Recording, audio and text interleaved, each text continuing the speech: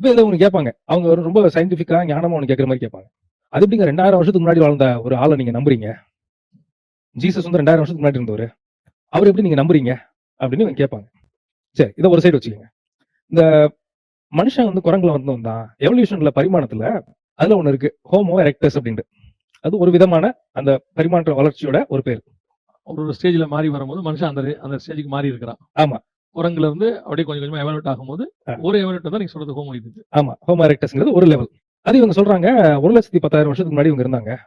1,10,000க்கு முன்னாடி இல்லாட்டி 1,10,000 இருந்து 2,00,000 வருஷத்துக்குள்ள இவங்க இருந்த இந்த மாதிரி ஒரு லெவல்ல இந்த இனமா மனுஷங்க இருந்தாங்க அப்படின்னு இவங்க சொல்றாங்க.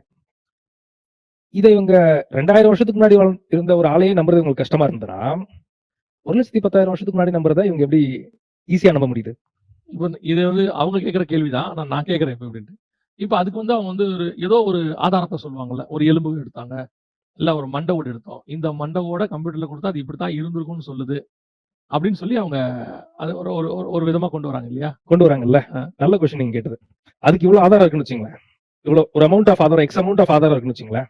ஜீசஸ் வாழ்ந்தாருங்கிறதுக்கு மினிமம் 10,000 எக்ஸ் ஆஃப் எவிடன்ஸ் இருக்கும். இதோட கம்பேர் பண்ணும்போது 10,000 தடவை அதிகமா தான் இருக்கும். குறைஞ்சபட்சம் 10,000 அதுக்கு மேலேயே. அதை விட 10,000 ஆயிரக்கணக்கான மடங்குகள் இல்லாட்டி லட்சக்கணக்கான மடங்கு ஜாஸ்தி எவிடன்ஸ் இருக்கும். இவங்க பேர் வச்சாங்கல்ல ஹோமோ எரெக்டஸ், நம்பிதானே வச்சிருக்கணும். இந்த ஸ்டேஜ்ல இப்படி இருந்திருந்தால் அது ஹோமோ எரெக்டஸா இருந்திருக்கணும் ஒரு நம்பிக்கையின் அடிப்படையில் தான் வச்சிருக்கணும். ஆமா, இல்லாட்டி இப்படி சொல்றேன், நம்பிக்கை இல்லாம இந்த பேர் வச்சாங்களா?